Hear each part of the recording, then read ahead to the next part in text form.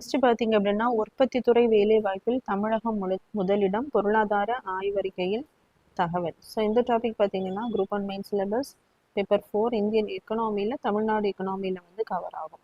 So நம்மளுடைய state planning commission பார்த்தீங்க அப்படின்னா எக்கனாமிக் சர்வே வந்து வெளியிட்டிருக்காங்க.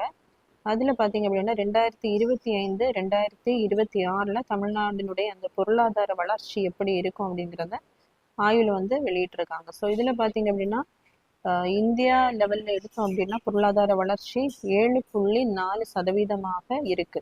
ஸோ இது பார்த்தீங்க அப்படின்னா தமிழ்நாட்டில் போன நிதியாண்டுல அதாவது 2024-25 11.2 இருந்திருக்கும். ஸோ அதே மாதிரி இரட்டை இலக்க வளர்ச்சி வந்து இந்த வருடமும் இருக்கும் அப்படின்னு கணிச்சிருக்காங்க.